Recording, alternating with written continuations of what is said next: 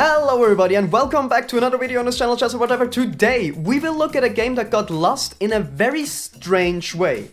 What do I mean by that? Well, usually when you play a game, you make a mistake and then you lose. But if you look at this game, it almost seems like both players played perfectly and then black just lost. If you think that sounds strange, just stay tuned. The game was played between Anatoly Karpov and Viktor Korchnoi in the candidates' final match of 1974. What they did not know at that time is that whoever won the match would later be named world champion, because the current world champion Bobby Fischer decided to not defend his world championship title. This is a very famous game for a number of reasons, but especially because Viktor Korchnoi stopped playing the Sicilian Dragon altogether after this game. So let's get right into that. Karpov starts with e4, which he usually does, and we have c5 as Sicilian defense, as said before. They play the normal moves. We have this modern variation with d6, and Karpov plays d4. This is very important, and I will say this in every single video I make about the Sicilian defense. You play this pawn move to stop d4. It's the same reason you play e5 with black. It's not to stop e5, because otherwise in every Sicilian people will play e5, but you almost never see that. So the reason is you want to stop d4. Now if your opponent decides to play d4, you take it.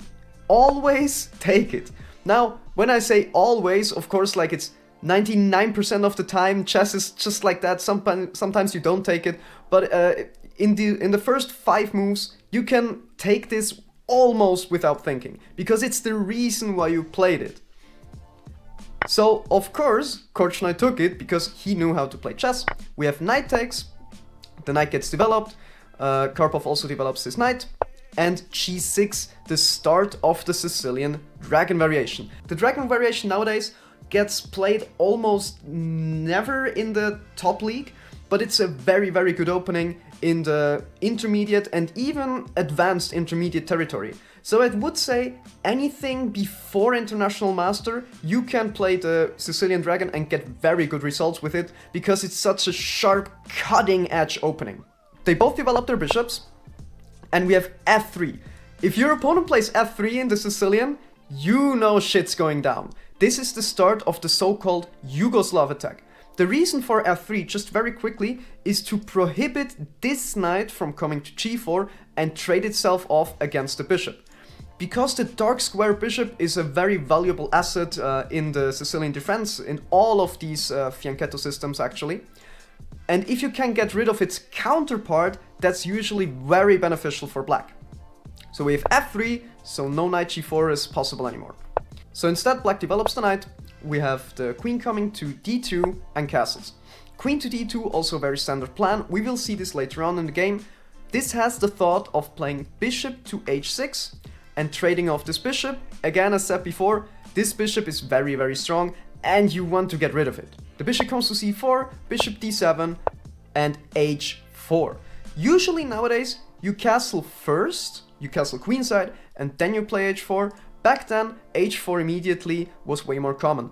Now, when you play the dragon with black, it's a very easy thing to remember that whenever your opponent plays h4, without thinking, you can play h5.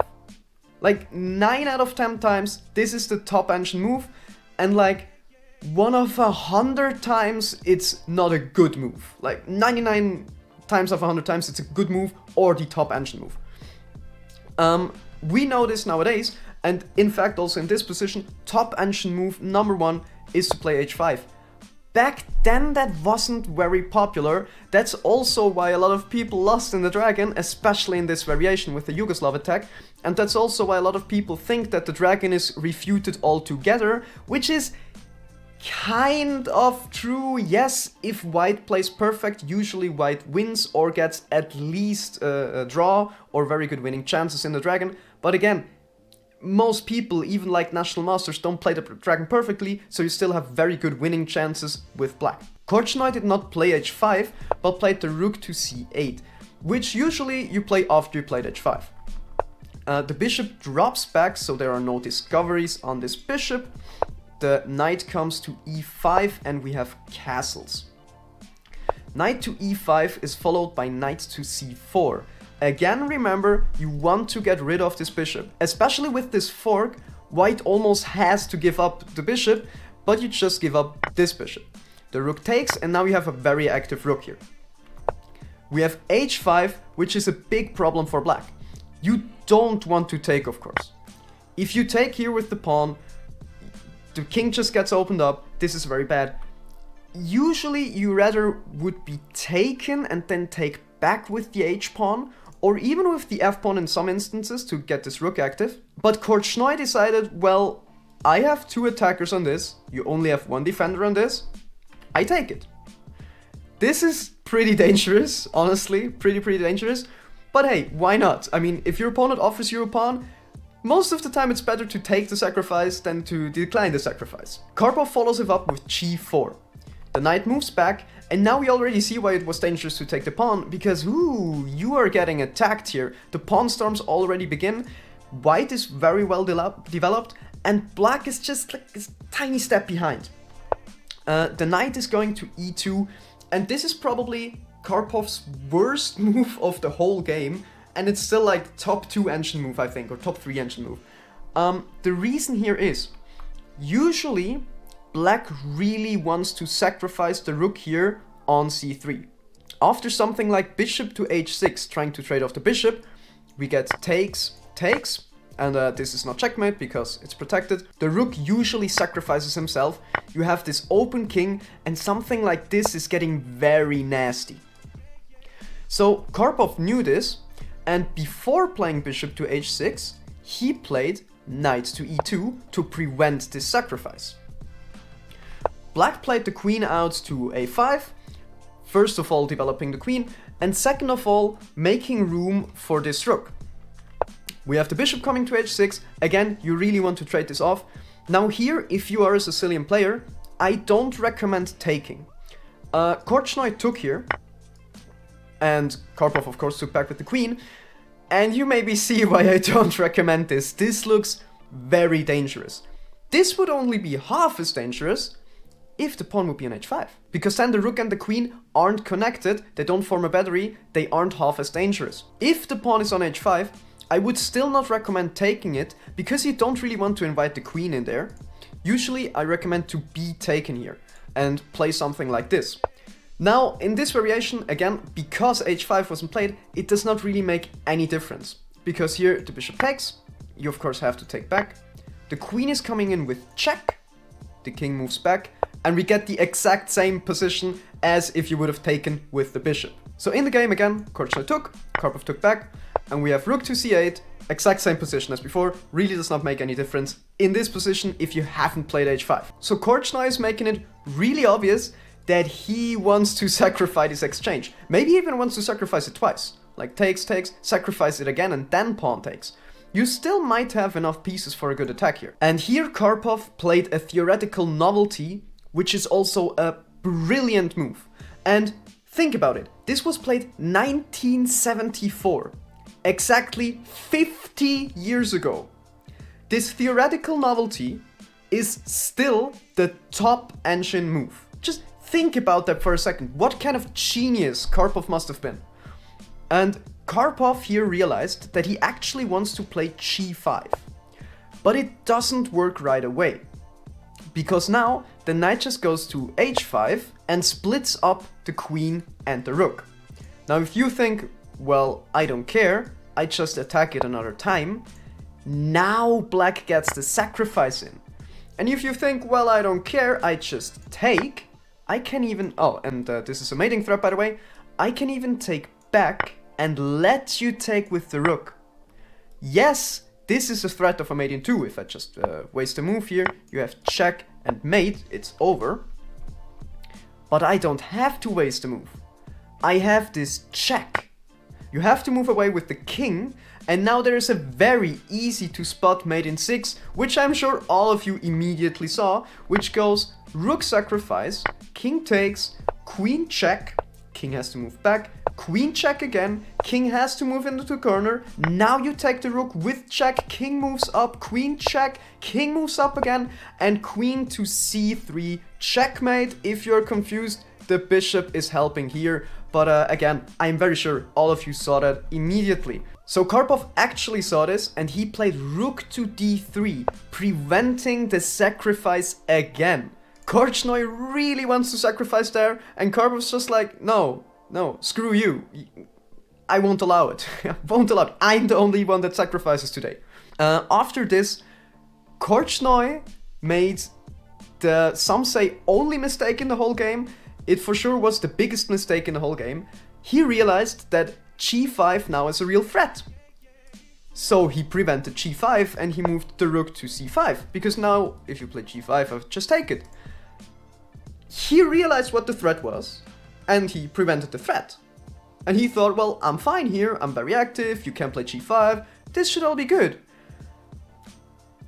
But Karpov was like, well, I just play g5, what do you want to do against it?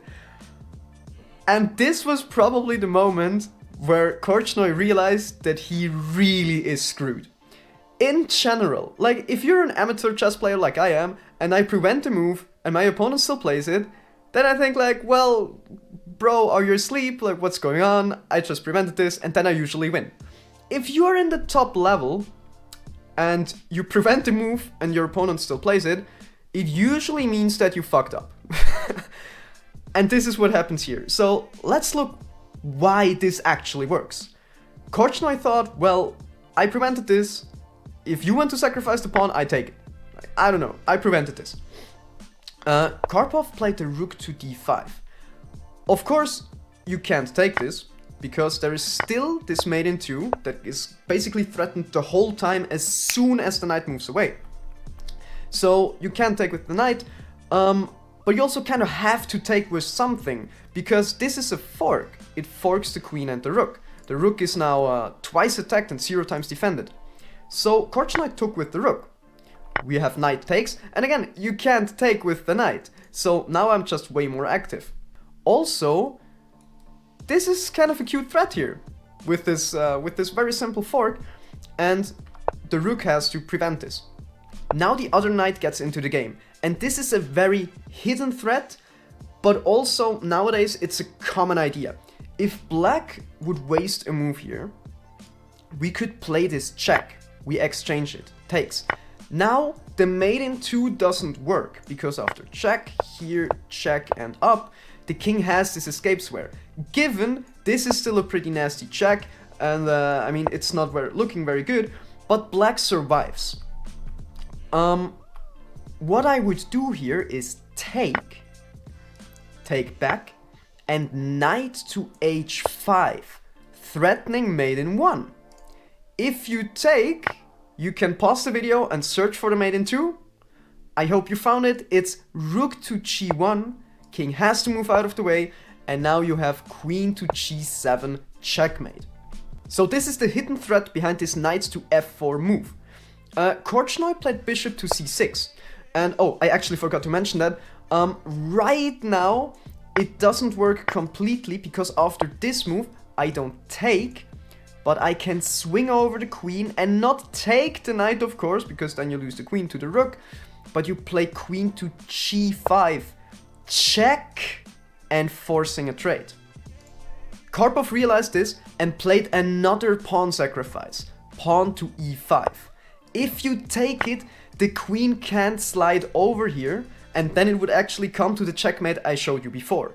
This is also the reason for bishop to c6, because now Korchnoi can trade off this knight. Now, of course you don't take back here, but you take the knight. And again, huge threat, actually mate in 1 threat. But now Korchnoi can take with the pawn, and this isn't checkmate, because I can move up here. Now there still is a threat. Rook to e1 would be pretty game over. But right now you can play this, because rook to e1 is actually counter checkmate in 1. Pretty funny here. The problem is, Karpov has a way to play rook to e1, which is to take the bishop. because this queen is overworked. It has to defend the e1 square, but also has to defend the bishop. You can't do both at the same time, and now black can pick its poison. Either you go here, I check, and you will lose this rook with check and mate to follow, or you move the king out of the way. If you go here, it's also pretty nasty.